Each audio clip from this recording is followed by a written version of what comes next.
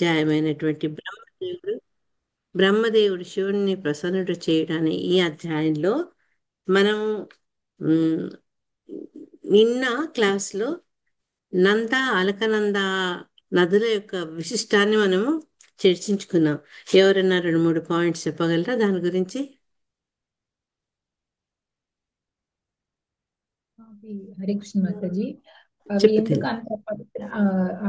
నంద అలకనంద ఈ రెండు కూడా గంగానే. ఇవి ఇంత పవిత్రం ఎందుకైనాయంటే భగవంతుడి యొక్క పాదాల నుండి అవి వస్తున్నాయి కాబట్టి అవి అంత పవిత్రతో కూడి ఉన్నాయి మాతాజీ.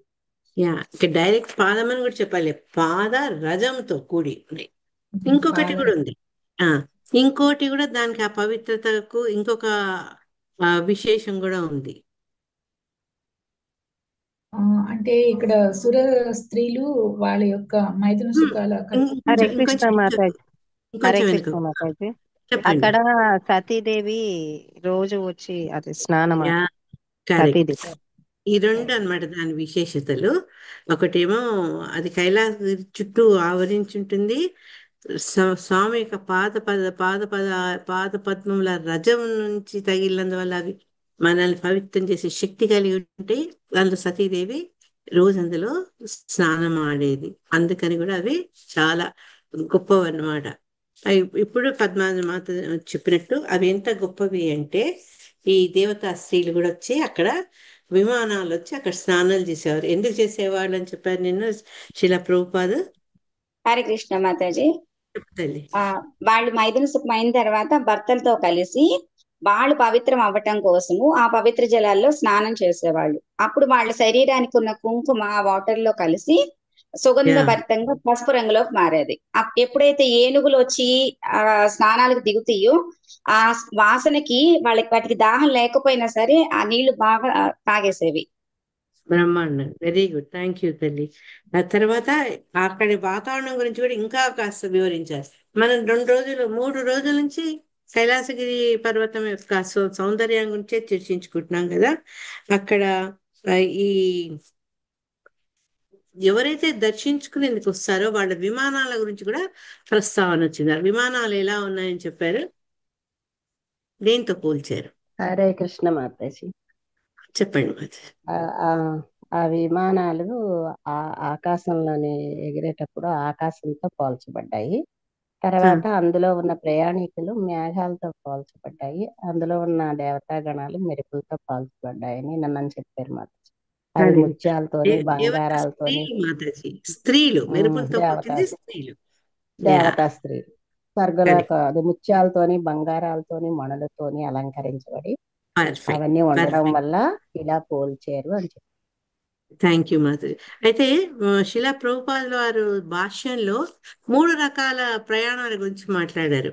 ఒకటేమో భౌతిక లోకంలో, ఒకటి ఆధ్యాత్మిక లోకాలు, ఈ అంటే ఊర్ధ్వ లోకాల్లో, తర్వాత సిద్ధలోకంలో ఏ రకంగా వాళ్ళు ప్రయాణాలు చేస్తారని చెప్పారు.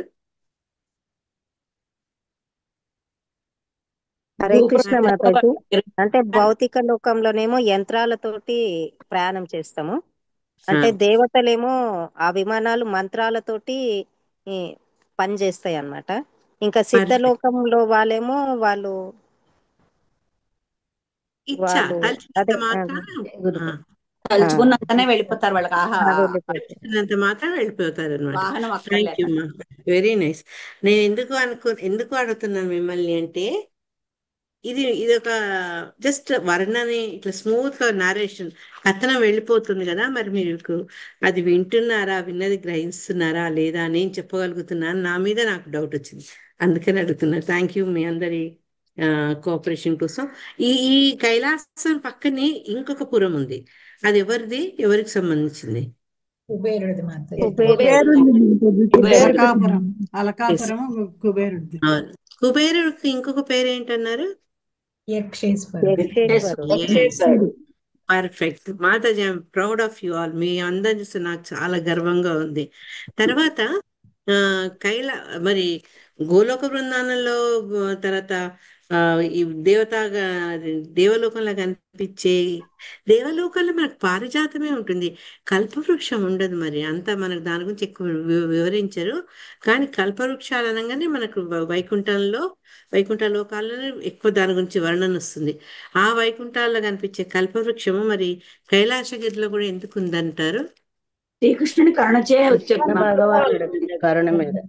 ఆ భగవంతుడి కరుణ వల్ల తనకు అతి ప్రియమైనటువంటి శివపురిలో కూడా ఇవి ఉండేటట్టుగా చేస్తారు. దీన్ని బట్టి మనకు ఏమర్థం అవుతుంది శివలోకం గురించి? విశేషమైన ప్రాధాన్యత ఉంది దానికి శివుడు. ఇంకోటి కనుక్కోని దాని మాత్రం శివలోకం కృష్ణలోకం రెండు ఒక్కలాగే అనిపిస్తుంది. దాదాపు దాదాపు దాదాపు దాదాపు అది ఇంగ్లీష్ ఆల్మోస్ట్ అంతా ఒకటి కాదు, కొంచెం వ్యత్యాసమైన చాలా మటుకు ఆ రెండు సమానమే అని చెప్తున్నారు అనమాట. చెప్పి పోలిక. అక్కడ ఉండే పోలికలు, తర్వాత అక్కడ అనేక పక్షులు ఉన్నాయని చెప్పి ఈ పక్షులే కాక అక్కడ రకరకాల పుష్పాల గురించి ఆకర్షితమై వచ్చే తుమ్మెదల యొక్క ఝుంకారంతో మొత్తం ఈ వాతావరణం అంతా మిళితమైంటుంది. మధుర స్వరం అనమాట, అది మధురంగా చప్పుడు చేస్తూ తిరుగుతున్నాయట. తర్వాత సరస్సుల్లో ఏంటి, అవి నిశ్శబ్దంగా ఉండకుండా దాన్ని డిస్టర్బ్ చేసుకుంటూ ఈ రాజహంస నాకెందుకు ఒక రాజహంసనే వస్తుంది, కలహంసలు కమలాలతోటి ఉంటున్నాయట ఆ సరస్సులు. ఆ సరస్సుల యొక్క వర్ణన తర్వాత అంత అద్భుతమైన ఆ వాతావరణము అందరిలో భౌతికపరమైనటువంటి ఆసక్తుల్ని రేకెత్తిచ్చేటట్టుగా ఉంటుంది. ఇక్కడ అక్కడ విచ్చేసిన యక్ష పత్నుల మనసులో కూడా ఈ మైథున వాంఛ ప్రేరేపింపబడుతుంది అని చెప్పారు. చెప్పి శిలా ప్రభుపాదుల వారు ఏం చెప్పారు, భౌతిక ప్రపంచంకి ఆధ్యాత్మిక ప్రపంచంలో ఈ ధామంలో ఉండే వ్యత్యాసం ఏం చెప్పారు? ఈ వాంఛ అనేది ఉండదు మాతాజీ వైకుంఠంలో. అందపు చెట్టు వాసన వల్ల ఇలా ఉంటదని చెప్పారు మాట్లాడు. భౌతిక వాంఛ వికారాలు వికారాలు రావు. వికారాలండి అంటే భౌతిక పరమైనటువంటి ఆకర్షణలకు వాళ్ళు చలించరనమాట. ఎందుకంటే వాళ్ళ మనస్సు పూర్తిగా భగవద్ ధ్యానంపై, భగవంతుని పాద పద్మాల వైపే ఉంటుంది కాబట్టి. ప్రేమించటం, కీర్తించటం, ధ్యానించటం. అంతే. ఇప్పుడు అన్నిట్లో అత్యంత రుచికరమైన వస్తువు లేకపోతే అన్నిట్లో బెస్ట్ వస్తువు మన చేతిలో ఉంటే మనం వేరే వాటి వైపు ఏ రకంగా ఆకర్షించపడమో అట్లే వీళ్ళకి అత్యుత్తమైనటువంటి ఆ దైవ భక్తి, దైవ సేవ వచ్చింది కాబట్టి వాళ్ళకి ఏంటి అంటే ఇంకా వేరే ఈ భౌతిక పరమైన సుఖాల మీద కానీ పరస్పర ఆకర్షణలు కానీ ఉండవు. వాళ్ళ ఆకర్షణ, వాళ్ళ ధ్యాస అంతా కూడా భగవంతుడి మీదనే ఉంటుంది. దీన్నే పరంతుష్ట నివర్తతే అని శిలా ప్రభుపాద చెప్పారనమాట. భగవద్ధామ వాసులు ఎంత స్పిరిచువల్ గా అడ్వాన్స్ అయ్యారు అంటే అటువంటి అడ్వాన్స్మెంట్ లో వాళ్లకు ఈ మైథున సుఖం పట్ల ఎటువంటి ఆకర్షణ లేక అది తుచ్చంగా వాళ్ళు భావిస్తారు అని చెప్తున్నారు. మధ్వాచార్యుల స్టేట్మెంట్ కూడా మనకు ఒకసారి భగవద్గీతలోనే వస్తుంది. ఆయన ఆ భావన వస్తే కూడా తను ఉమ్మేసుకుంటా అనేవారట. అటువంటి అంటే వాళ్ళు అంత ఎలివేట్ అయిపోయినారు అనమాట, ఆధ్యాత్మికంగా చాలా వృద్ధి చెందిన వాళ్ళు. 31 శ్లోకంలో స్నానఘట్టాల గురించి చెప్పారు. స్నానఘట్టాల స్పెషాలిటీ ఏంటంటే వాటి మెట్లు చక్కగా రత్నాలు వైడూర్యాలతోటి నిర్మితమై ఉన్నాయి. అక్కడ కూడా కలువలు అంటే ఈ కలువలు, ఈ పక్షులు, ఈ పుష్పాలు, వృక్షాలు వీటన్నిటి బట్టి మనకి ఏం తెలుస్తుందంటే అది ఎంత సౌందర్యవంతంగా ఉంది ఆ స్థలము, ఎంత శోభాయమానంగా ఉంది అని తెలుస్తుంది అనమాట. ఇవి చూసుకుంటూ వాళ్ళు ఒక పెద్ద వృక్షం దగ్గరికి వస్తారు, వటవృక్షం.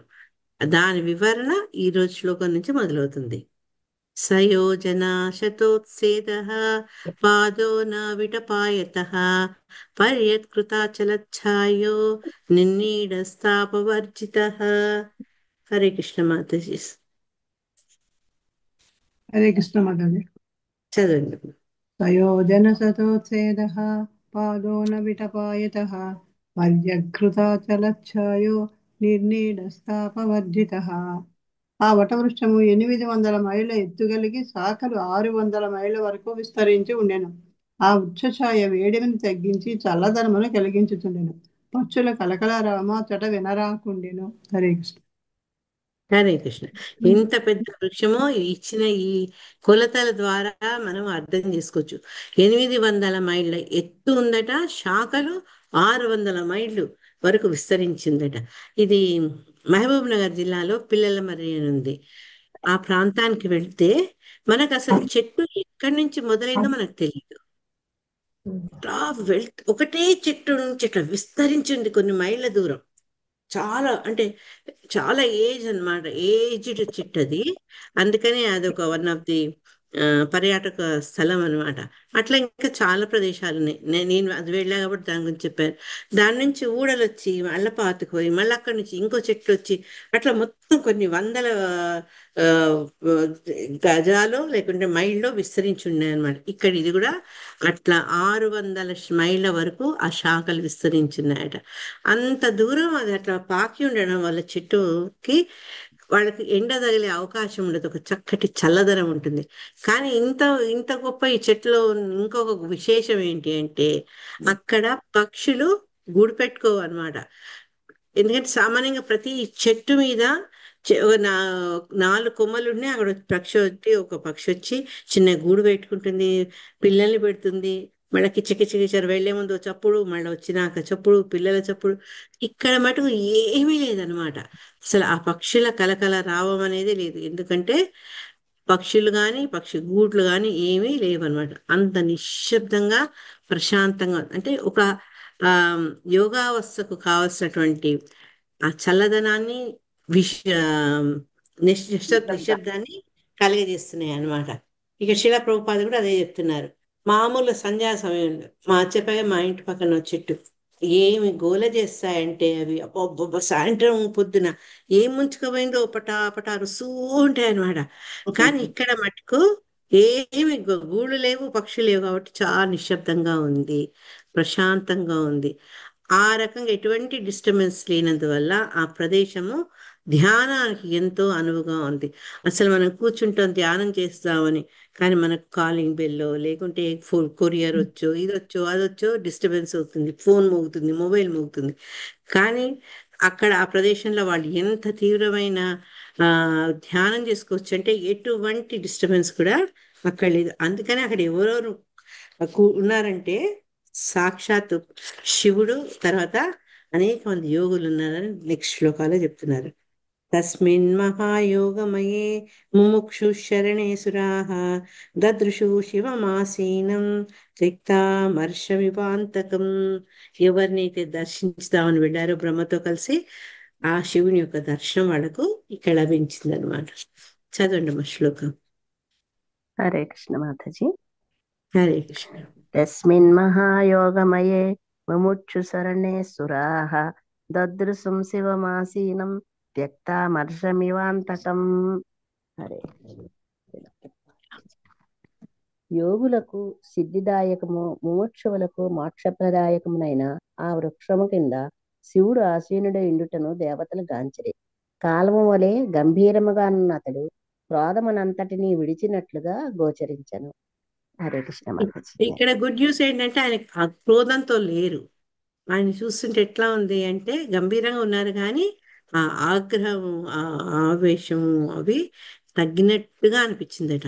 ఆ ప్రదేశంలో ఏంటి అంటే ఆ ఆ వృక్షం ఎట్లాంటి వాళ్లకు తావులాగా ఉంది అంటే యోగులకు, అంటే ఎవరైతే ధ్యానం చేసుకుంటారో అటువంటి ధ్యానం చేసుకునే వాళ్లకు వాళ్ళ యోగ సిద్ధి జరిగేటట్టుగా, ఎవరైతే మోక్షకాములు ఉంటారో వాళ్ళకు మోక్షం లభించేటట్టుగా ముముక్షులు అంటారు. వాళ్ళు మోక్షాన్ని కోరుకుంటూ వాళ్ళు ధ్యానాన్ని చేస్తారనమాట. వాళ్ళందరికీ అనుకూలంగా ఉన్నటువంటి ఆ పెద్ద వటవృక్షం కింద శివుడు ఆసీనుడైనట్టు దేవతలు చూస్తారనమాట. వాళ్ళకున్న పెద్ద ధైర్యం ఏంటంటే ఆయన క్రోధాన్ని విడిచినట్టుగా కనపడుతుంది. శిలా ప్రభుపాదుల వారు యోగం అంటే ఏంటి ఇక్కడ మనకు ఈ శ్లోకంలో ఆ తస్మిన్ మహాయోగమయే అన్నారు. ఆ మహాయోగమయే అనేది ఎందుకు ఇంపార్టెంట్ అని చెప్తున్నారు. ఇదిగోండి, ఫస్ట్ స్టార్టింగే తస్మిన్ మహాయోగమయ. ఆ యోగమయ అనే పదం ఎందుకు ఇంపార్టెంట్, ఎందుకు ముఖ్యం అంటే, యోగం అంటే మనం చేసే ఫిజికల్ యాక్టివిటీస్ కాదు.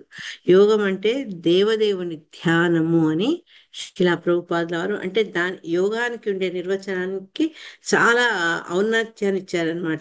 ఇక మహాయోగం అంటే ఏంటి అంటే, భగవంతుని ధ్యానమే కాక ఆయనను సేవించడం కూడా పూనుకోవడం అనమాట. ఎవరైతే భగవంతుణ్ణి ధ్యానిస్తూ ఆయనకు భక్తియుక్త సేవను చేస్తారో, ఆ సేవలో నిమగ్నులై ఉంటారో, అది మహాయోగము అని చెప్తున్నారు. కాబట్టి ఏంటంటే, ధ్యానము అంటే ఆ, స- స్మరించడం. ఇప్పుడు యోగా ధ్యానం చేస్తారు. ఎందుకు చేస్తారు? ఆ ధ్యానం అంటే స్మరించడం. మనకు నవవిధ భక్తుల్లో చెప్తారు కదా, శ్రవణం, కీర్తన, విష్ణు, స్మరణం. ఆ ధ్యానం అంటే స్మరణం, తలుచుకోవడం. ఈ ఏం తలుచుకుంటారు అంటే, ఈ యోగులు ఆ పరమాత్మ రూపంలో ఉన్న విష్ణువును తమ హృదయంలో పెట్టుకొని ఆయన్ని తలుచుకుంటారనమాట. ఈ రకంగా ఎవరైతే విష్ణు రూపాన్ని మనసులో పెట్టుకొని ధ్యానం చేస్తారో, అటువంటి యోగులు అందరు కూడా అంత చక్కటి అనుకూలమైన వాతావరణంతో, అంత గొప్ప వైష్ణవుడితో ఉండే అవకాశాన్ని ఉపయోగించుకుంటూ వాళ్ళంతా వటవృక్షం కింద ఉన్నారనమాట. ఈ మహాయోగమయ అంటే, మహా అనేది శిలా ప్రభుపాద మనకు కొంచెం గ్రామటికల్ గా ఎక్స్ప్లెయిన్ చేస్తున్నారు. మహా అంటే మహత్తు నుంచి వచ్చింది. అది ఎంత గొప్పదో, అంటే ఆ సంఖ్య, దాని ఇప్పుడు మహాకుంభ అన్నారు.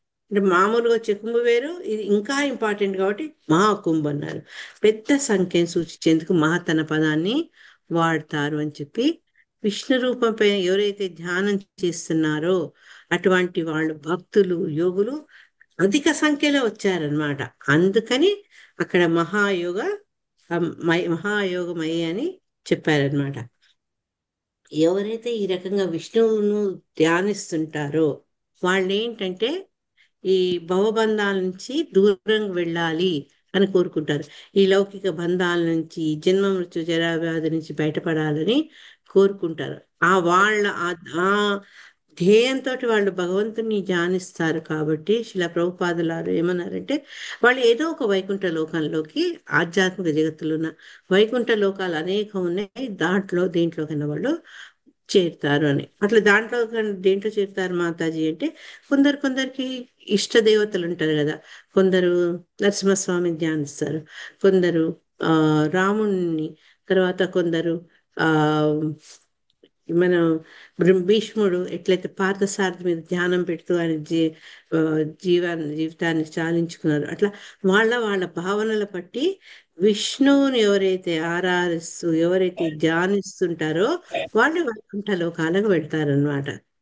ఇక్కడ మనకి ఎప్పుడు వచ్చే డౌట్ ఒకటి, అసలు మోక్షం అంటే ఏంటి అని అడుగుతాను కదా. ఆ మోక్షం అంటే ఏంటంటే, శిలా ప్రభుపాదుల వారు ఏం చెప్తున్నారంటే, రెండు.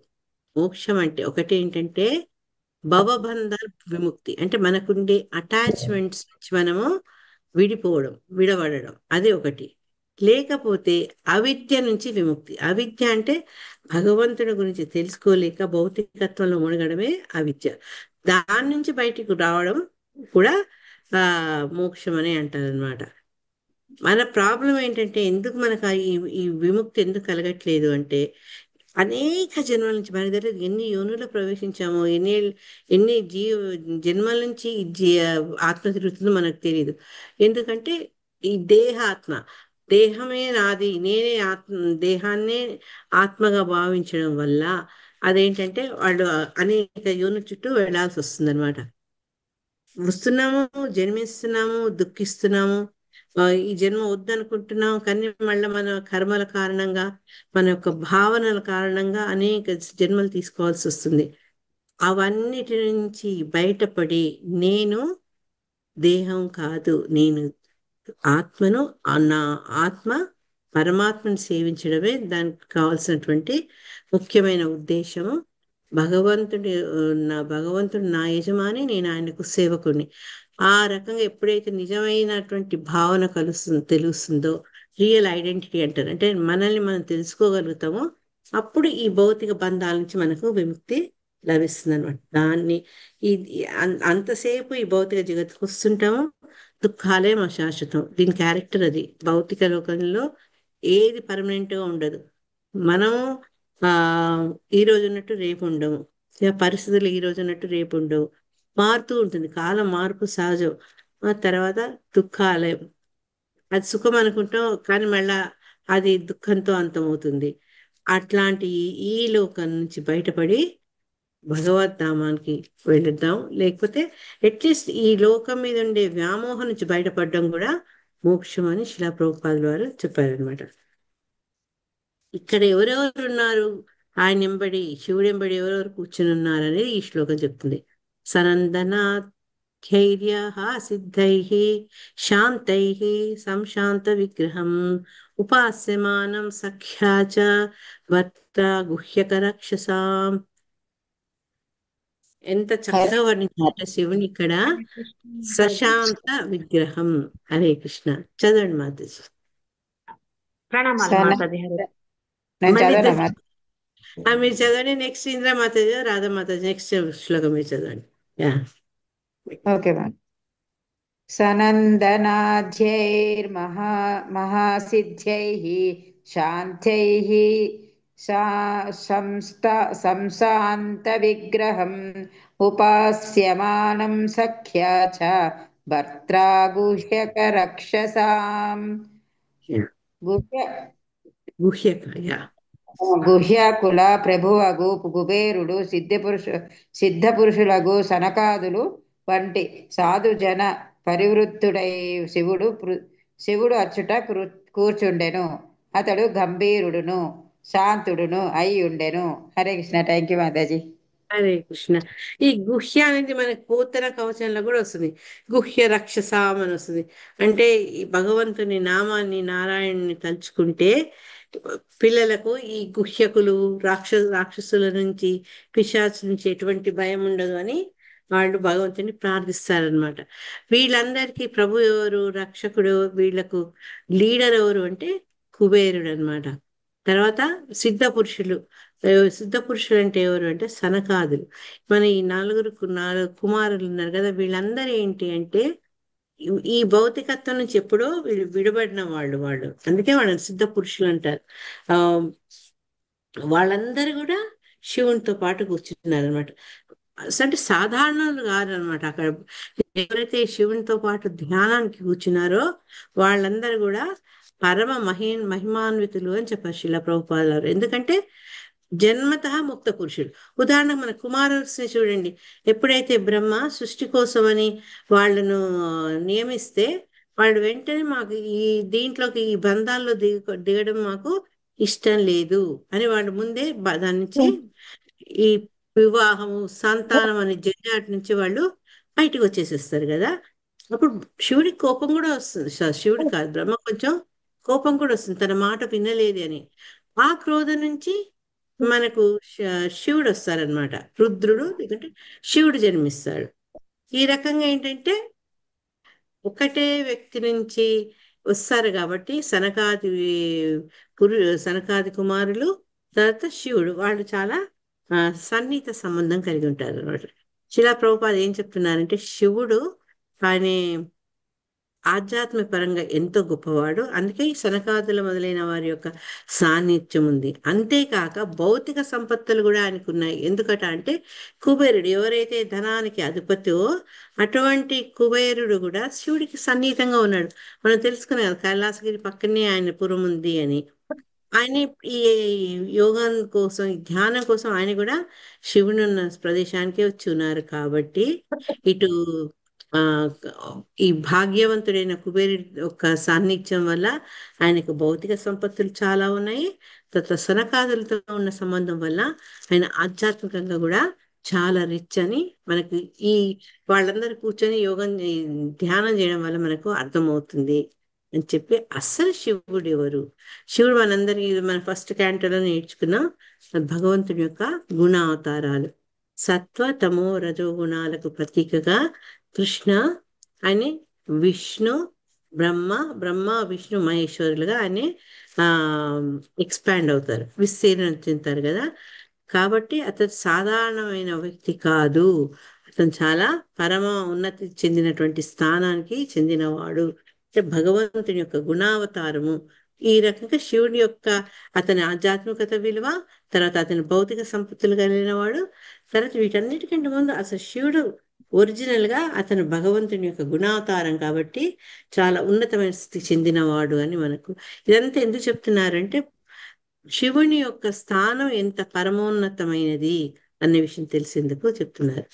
నెక్స్ట్ శ్లోకాలు ఈ చాప్టర్, నెక్స్ట్ చాప్టర్, ముఖ్యంగా ఈ చాప్టర్ లో మనం ఏం చూస్తామంటే శివలోకం యొక్క అద్భుత సౌందర్యం చూస్తాము. తర్వాత శివుని యొక్క గుణగణాలని చాలా ప్రశంసిస్తారనమాట. అతను ఎందుకు గొప్పవాడో, అతనిని సాధారణ దేవుడిగా మనం ఎందుకు పరిగణించకూడదు, అతని ఎందుకు గొప్ప వైష్ణవుడు, ఇవన్నీ కూడా మనకు ఈ అధ్యాయం ద్వారా చెప్తాయి.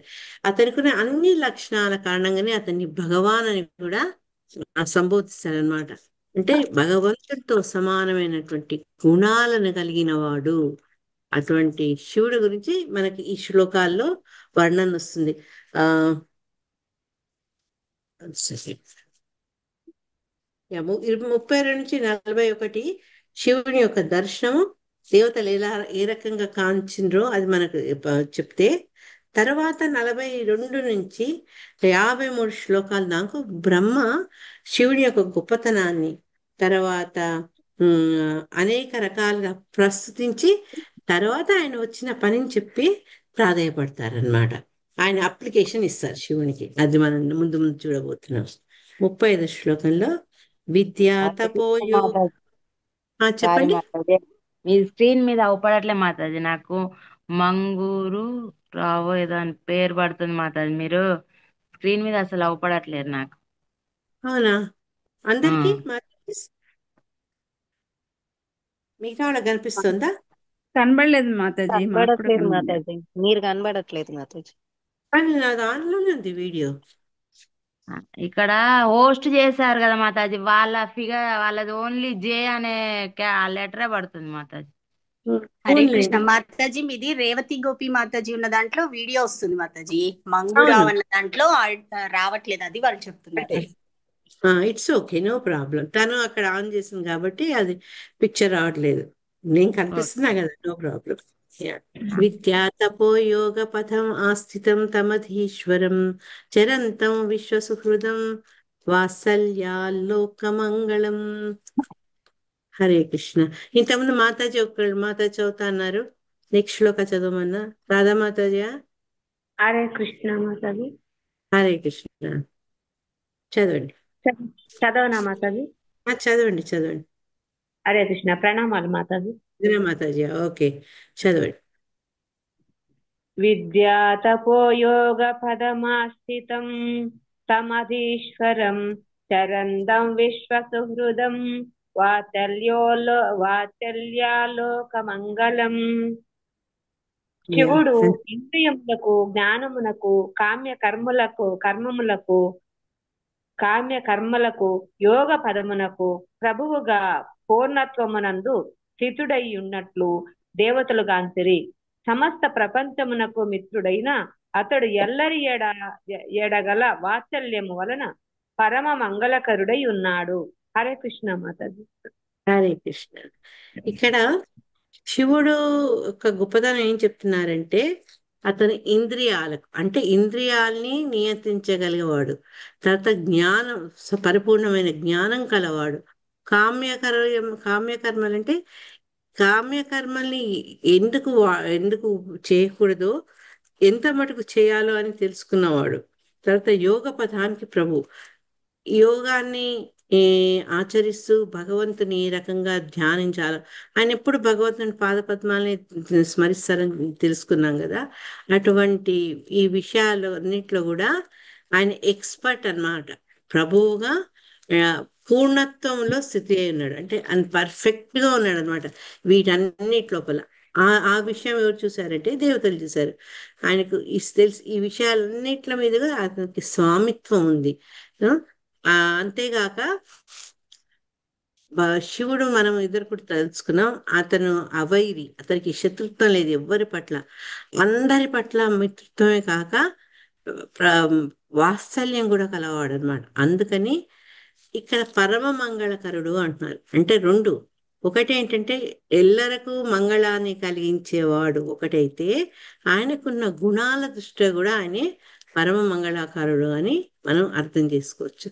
భాష్యంలో అంటే ఎందుకు మనం ఇంతగానో ఈ డీటెయిల్ గా చదువుతున్నాం అంటే, వీటిలో సామాన్యంగా వైష్ణవులు అనగానే ఆ శివుణ్ణి అవమానించి, లేకుంటే తెలిసి తెలియని జ్ఞానంతో ఆయన్ని తక్కువగా అంచనా వేయకూడదు. అందుకని ముందు శివతత్వం అంటే ఏంటి, శివుని యొక్క ప్రాశస్త్యం ఏంటి, అవన్నీ మనకు శ్రీమద్ భాగవతం ద్వారా తెలుసుకునే జ్ఞానంతో మనం కొంచెం జాగ్రత్తగా ఉండొచ్చు ఎప్పుడు ఏదన్నా ఎవరి గురించైనా మాట్లాడాల్సి వచ్చినప్పుడు. ఆయన జ్ఞానపూర్ణుడు, పూర్ణుడు, మరి తపోనిష్ఠుడు. జ్ఞానంలో ఏది దేని గురించి అయితే ఆ ధ్యానించాలో ఆ ధ్యానించి తపం ద్వారా ఆ పరిపూర్ణత చెంది ఎవరిని పూజించాలనే జ్ఞానం పరిపూర్ణంగా తెలుసుకున్నవాడు అనమాట. అంతేకాక కర్మ యొక్క గుణాలు తెలుసుకున్నాడు. మనం ముందు లాస్ట్ అర్థాలు నేర్చుకున్నాం కదా, ఇంద్రియాలకు, జ్ఞానకు, కామ్య కర్మలకు. తర్వాత శిలా ప్రభుపాదుల వారు ఇంకొంచెం వివరంగా చెప్తున్నారు.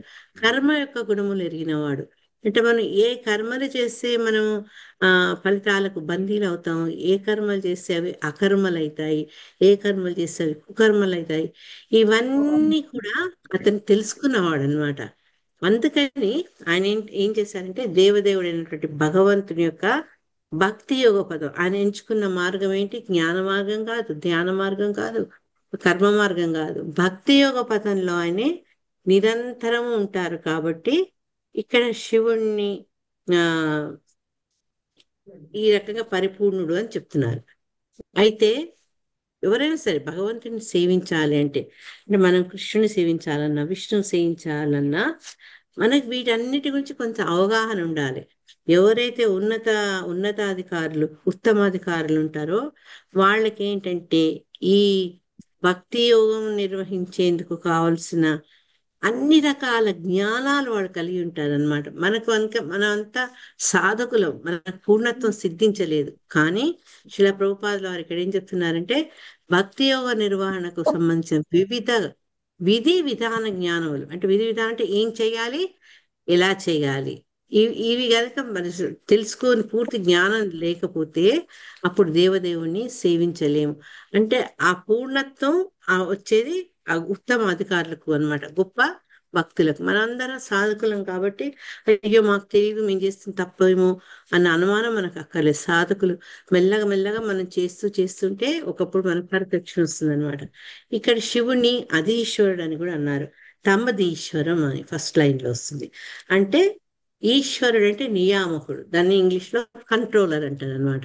ఈశ్వరుడు అంటే నియామకుడు. అధీశ్వర అనేది ఇక్కడ ఏంటంటే ఇంద్రియాలను కంట్రోల్ చేసేవాడు, ఇంద్రియాలను సంయమనం చేసేవాడు, ఇంద్రియ నియామకుడు అని అర్థం అన్నమాట. ఎందుకంటే మన ప్రాబ్లము ఇంద్రియాలు, మనం గనక వాటిని మన స్వాధీనంలో చేసుకుంటే అవి మనం చెప్పినట్టుంటే, లేకపోతే మన బుద్ధిని ఇంద్రియాలు జయించి మనల్ని ఇంద్రియ భోగం వైపే లాగుతాయి అన్నమాట. అందుకని ఇక్కడ శిలా ప్రభుపాదులు వారు ఏం చెప్తున్నారంటే, ఇంద్రియాలు కలుషిత భరితం అని, కల్మషం. అంటే మనం గనక వాటిని అనుసరిస్తే అవి కల్మష భరితాలైతే. ఈ నాలుక తినకూడని పదార్థాలు తినాలని కోరుతుంది, మనల్ని డిమాండ్ చేస్తుంది, కళ్ళు చూడాలని డిమాండ్ చేస్తుంది. ఈ రకంగా ఏంటంటే ఇంద్రియాలు మనల్ని ఒక ఆట ఆడిస్తాయి. కానీ అవేంటంటే కమాన్ మనం ఎంజాయ్ చేద్దాం అని మనని లాక్కపోతుంటాయి. కానీ ఎప్పుడైతే మనం ధ్యానంతో ఉంటామో, అప్పుడు ఇంద్రియాలని మనం మన స్వాధీనంలోకి తెచ్చుకుంటామో, అప్పుడు ఏమవుతుంది అంటే ఈ ఇంద్రియాలను మనం ఆడించకుండా మనం ఆ ఇంద్రియాలని భగవంతుడి సేవలో ఉపయోగించుకునే స్థితికి చేరుకుంటాం అన్నమాట. భక్తి రసామృత సింధులో అదే ఉంటుంది. ఎవరికైనా శ్లోకం గుర్తుందా? ఊరికని చెప్తుంటా.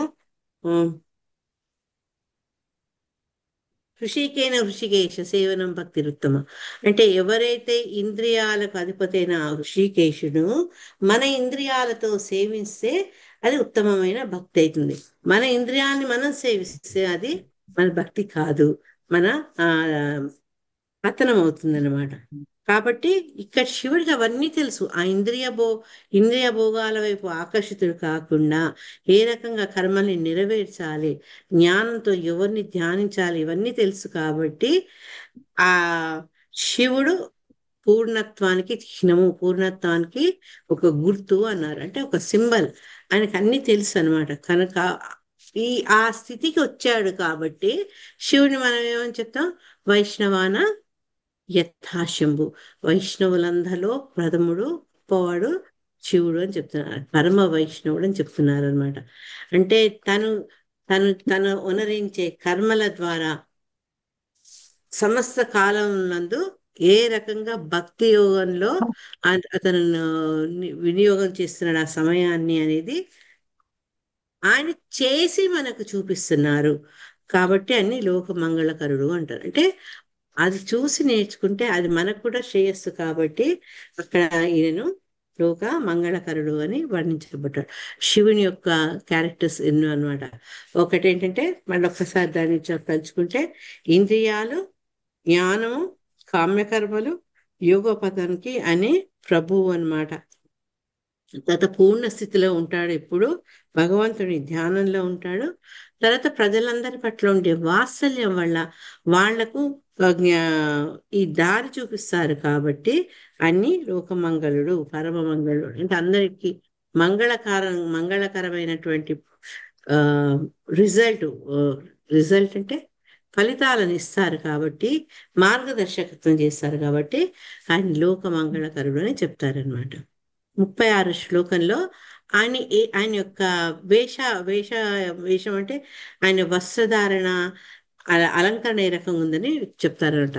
లింగం చ తపసాభీష్టం భస్మదండ జటాజినం అంగేన సంధ్యాభ్రరుచ చంద్రలేఖాం చ బిభ్రతం.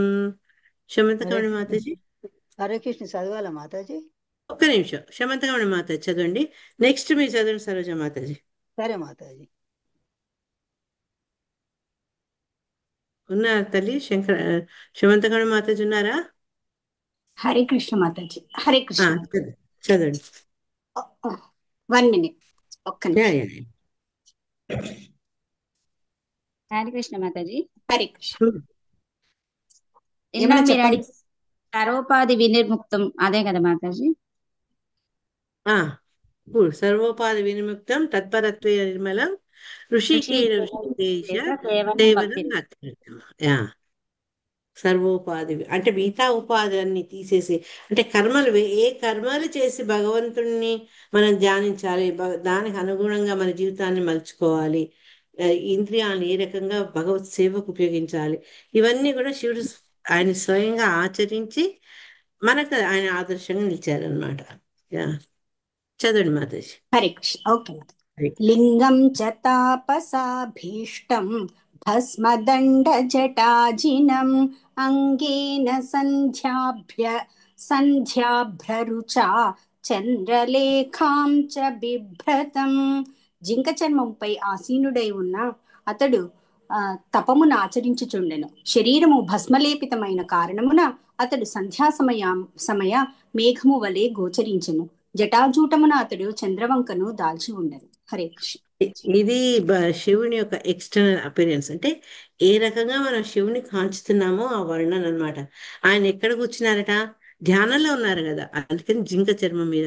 సామాన్యంగా మన పెద్దవాళ్ళు చెప్తారు, మనం ధ్యానం చేస్తుంటే, జపం చేస్తుంటే డైరెక్ట్ నేల మీద కూర్చోవద్దు అని. ఆయన జింక చర్మం మీద ఆసీనుడై తన తపస్సును ఆచరిస్తున్నారట. ఇంకోటి ఏంటంటే ఆయన శరీరం మీద మనకు తెలుసు శివుడు ఆయన దేంతో అలంకరించుకుంటాడు? భస్మంతో ఆయన దేహాన్ని అంతా అలంకరించుకుంటాడు అనమాట. మనం ఈ ఉజ్జయిన్లో మహాకాల్లో ఈ భస్మహారతి అనేది చాలా చాలా చాలా ఫేమస్ అనమాట. పొద్దున్నే 4:30-5 గంటలకల్లా వెళ్తారు అందరు అక్కడికి. ఈ భస్మం అంటే శివుడికి చాలా ఇష్టం అనమాట. ఆ భస్మం దాన్ని ఆయన శరీరం మీద ధరించినందువల్ల ఎట్లా ఉన్నారట అంటే సంధ్యా సమయ మేఘంలాగా. అంటే అది పూర్తిగా నల్లగా లేదు, పూర్తిగా తెల్లగా లేదనమాట. ఆ రకంగా ఆయన గోచరించారు. తర్వాత ఇంకేం ధరించారు ఆయన అంటే జటాజూటంలో చంద్రవంకను కూడా ధరించి ఉన్నారు అని చెప్తున్నారు. అయితే శిలా ప్రభుపాద ఏం చెప్పారంటే, మరి ఈయన ఇంతకుముందు శ్లోకాలు మనం ఏం చదువుకున్నాము, వైష్ణవానం యథాశంభు, వైష్ణవుల్లో పరమ వైష్ణవుడు శివుడని. కానీ ఆయన ఉపయోగించే ఈ ఈ వేషభూషాణాలు వైష్ణవులాగా ఉండవు అని చెప్తున్నారు. ఆయన ఉపయోగించినటువంటి తపో చిహ్నాలు అవి వైష్ణవుడిలాగా కనపడవు. ఆయన వైష్ణవుడే, కానీ ఆయన వేషధారణ ఏంటంటే, ఎవరైతే విష్ణువును ఆరాధించరో, వైష్ణవ సిద్ధాంతాన్ని పాటించరో, అటువంటి వాళ్ళు ఏ రకంగా ఉంటారో ఆ రకమైనటువంటి లక్షణాలు ప్రదర్శిస్తూ ఉంటుంది అని అని చెప్తుంటారనమాట. అని చెప్పి ఈ శివభక్తులు ఎవరైతే శివుడిని అనుసరిస్తారో వాళ్ళు కూడా శివుడిలాగానే వేషధారణ చేస్తారు.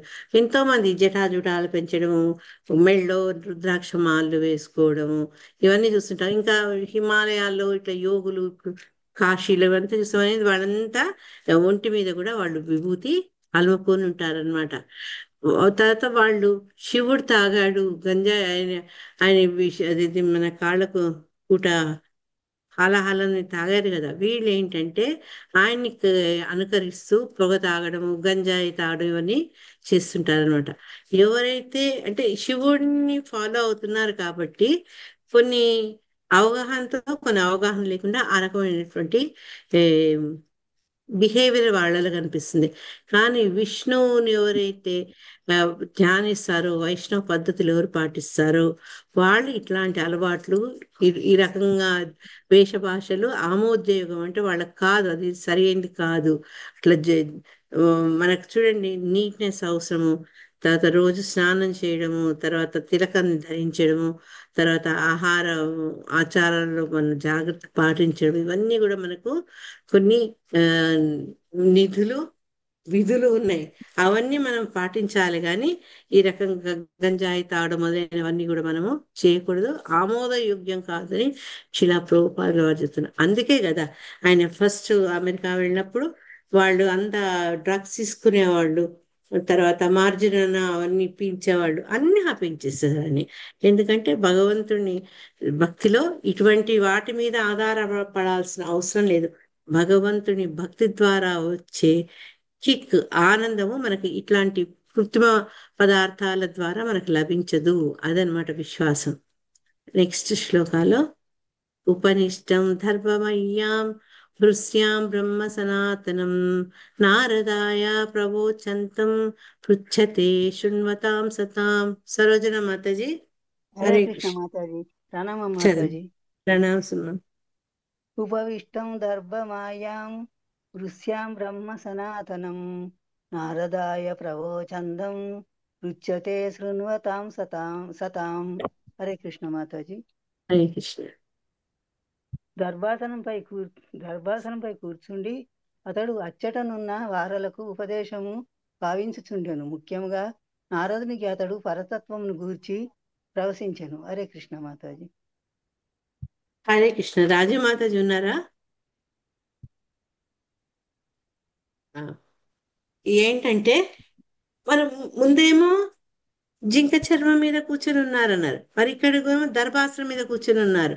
మరి ఇంత లోపల సీన్ ఎందుకు మారిపోయిందో తెలియదు. దాని గురించి నేను కూడా ఒకసారి మళ్ళా ఒకసారి చదువుతా నేను. కానీ ఇక్కడ ఎందుకు దర్భాసనం మీద కూర్చున్నారు అంటే, జ్ఞాన ఆ ఏమంటారు, జ్ఞానపరమైన టాక్స్, ఆ వాద వివాదాలు, ఉపదేశాలు స్వీకరించడం, ఇవన్నిటికీ అనుకూలంగా దర్భాసనం మీద ఆయన కూర్చున్నారు. కూర్చొని తన చుట్టూ ఉన్న వాళ్ళందరికీ ఉపదేశాన్ని ఇస్తున్నారట. ఆ ఉపదేశం తీసుకుంటున్న వాళ్ళు ఎవరయ్యా అంటే నారదుడు కూడా ఉన్నారట. నారదుడికి ఆయన ఏం చెప్పారు అంటే పరతత్వం గురించి. పరతత్వం ఎవరు? నారాయణ పరో దేవ. ఆ పరతత్వం గురించి నారదుడికి చెప్తున్నాడు అనమాట శివుడు. సో భాష్యులు శిలా ప్రభుపాద వారు ఏమంటున్నారు అంటే, నేనని చెప్పారు, శివుడు దర్భాసనంపై కూర్చుని ఉండెను. పరతత్వము తెలుసుకొనగోరి తపస్సును ఆచరించేవారు అటువంటి ఆశ్రమం గ్రహించుటే దానికి కారణం. అంటే ఆ పరతత్వం అంటే ఏంటో తెలుసుకోవాలన్న ఆ ప్రయత్నంలో కావాల్సిన వాటిలో ఈ దర్భాసనం అనేది కూడా చాలా ముఖ్యం. అందుకని ఆయన అక్కడ కూర్చున్నారు, ఆ ఆసనాన్ని తీసుకున్నారని చెప్పి నారదుడే పరమ భక్తుడు. మరి నారదుడు ఎవరో కాదు, నారదుడు బ్రహ్మ ద్వారానే ఆ ఈ అంటే సృష్టించబడ్డారు. ఇక్కడ శివుడు బ్రహ్మ ద్వారానే సృష్టించబడ్డాడు. కానీ అదే ఎవరైతే భక్తి మార్గాన్ని తీసుకొని నేను ఈ సేమ్ కుమారుల్లాగా సంసారం అనే జంజాటంలో పడనని వెళ్ళిపోయారు నారదుడు, అటువంటి పరమ భక్తుడికి ఇక్కడ శివుడు ఉపదేశాన్ని చేస్తున్నాడు. అంటే దీన్ని బట్టి మనకి ఏం తెలుస్తుందంటే ఇతనే గొప్ప భక్తుడైతే శివుడు ఇంకా గొప్పవాడైతేనే, ఇంకా గొప్ప భక్తుడైతేనే నారదుడికి భక్తి సంబంధమైనటువంటి ఉపదేశాలను ఇవ్వగలుగుతారు కదా. నారదుడు భక్తి యోగం గురించి శివుడిని అడిగితే శివుడు దానికి తగినట్టుగా ఉపదేశాన్ని ఇస్తున్నారు. ఎందుకంటే ఆయన అందరిలో పరమ వైష్ణవుడు కాబట్టి నారదుడికే ఆయన ఉపదేశాలు ఇస్తున్నారు అనమాట. వాళ్ళ యొక్క చర్చలో, ఈ వేదాంతపరమైనటువంటి జ్ఞానపరమైన చర్చల్లో కూడా ముఖ్యంగా ఏంటంటే భక్తి గురించి, భక్తి యొక్క ఇంపార్టెన్స్ గురించి, తర్వాత ఈ వేద శాస్త్రాల్లో భక్తి యొక్క ప్రాశస్త్యం ఏం చెప్పారు దాని గురించే వాళ్ళు మాట్లాడుకుంటున్నారు. అంతేగాని సిద్ధులు, తర్వాత ఇంకా వేరే అన్యమైనటువంటి నాలెడ్జ్ పరమైన జ్ఞానపరమైన అంశాలు చర్చించకుండా భక్తి అనే దాని గురించి, భక్తియుత సేవ గురించి, దాని ప్రాముఖ్యత గురించి వాళ్ళు మాట్లాడుతున్నారు అనమాట. అందుకని ఇక్కడ ఏం చెప్పారు అంటే శివుడు నారదుడు వేద జ్ఞానం చర్చించుతున్నప్పటికీ వాడు ముఖ్యంగా మాట్లాడుతున్న ముఖ్య అంశం మటుకు భక్తియుత సేవయే. సో దీన్ని బట్టి మనకి ఏం తెలుస్తుంది అంటే శివుడు పరమశ్రేష్ఠ ఉపదేశకుడు, అంటే ఆయన వక్త అయితే నారదుడు పరమశ్రేష్ఠుడగు శ్రోతయే ఉన్నాడు. వేద జ్ఞానం అందరి పరమోత్కృష్ట విషయము భక్తియుత సేవ. అంటే వేద జ్ఞానాలు మనం తెలుసుకోవాల్సిన అల్టిమేట్ నాలెడ్జ్ ఏంటంటే భక్తియుత సేవ. అయితే ఈ ఉత్తమ ఉపదేశకుడు, తర్వాత ఉత్తమ శ్రేణి శ్రోతల గురించి మనం ఇద్దరు కూడా విన్నాం. అందులో ఏదైనా ఉదాహరణ ఇవ్వగలరా నాకు? పరీక్షిత్ మహారాజు కూడా వినటానికి పర్ఫెక్ట్. పరీక్షిత్ మహారాజు ఇంకా అర్జునుడు మాతాజీ, అర్జునుడు కూడా సుఖదేవ గోస్వామి, పరీక్షితుడు. అట్లే ఇంకా తర్వాత వస్తారు మనకు ఇంకెవరు?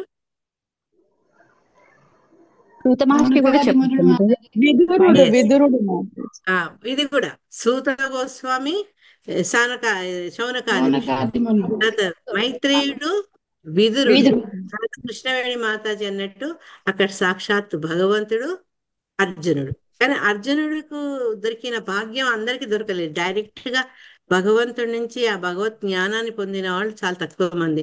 దాంట్లో ఇంకెవరు అట్లాంటి అదృష్టవంతులు ఉన్నారు చెప్పండి? ఇంకొంచెం బ్యాక్ వెళ్ళండి. ఉద్ధవుడు కృష్ణుడి ద్వారా విన్నారు. ఇంకొంచెం బ్యాక్ వెళ్ళండి. కపిల భగవంతుడు దేవహూతికి చెప్తున్నారు. Very good. ఇంకా ఇంకా స్టార్టింగ్ లో ప్రహ్లాదుడు వస్తాడా మాతాజీ? ప్రహ్లాదుడు కాదు కాదు కాదు, భగవంతుడు బ్రహ్మకి ఇస్తాడు కదా జ్ఞానం. నారదుడు కాదు, భగవంతుడు డైరెక్ట్ బ్రహ్మకి ఇస్తాడు జ్ఞానం. బ్రహ్మ ద్వారా నారదుడికి వస్తుంది.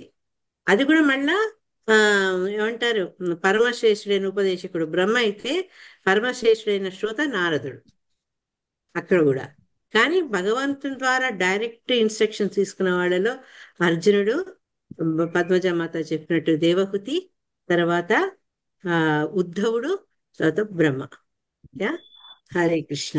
మన ఇంతటితో ఈ శ్లోకాన్ని ఆపేద్దాము. యాక్చువల్గా 41 దాకా ఉన్నాయి, పర్వాలేదు రేపు చేసుకుందాం మనం.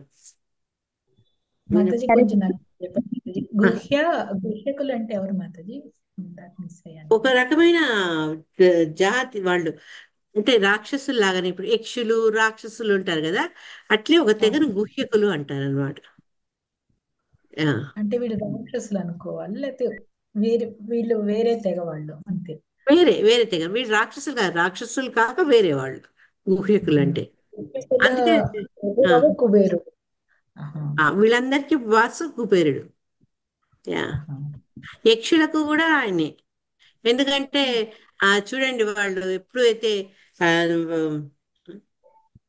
ఆయన పేరేంటి ఆ నందమహారాజు కాలానికంటే ముందు ఆయన స్నానంలో నదిలో ప్రవేశిస్తే ఈ యక్షభటులు తీసుకొని ఆయన తీసుకెళ్తారు కదా కుబేరుడి దగ్గరికి కదా. ఆయన బంధించి తీసుకెళ్తారు కదా. అది మనకు నాకు ఇప్పటికీ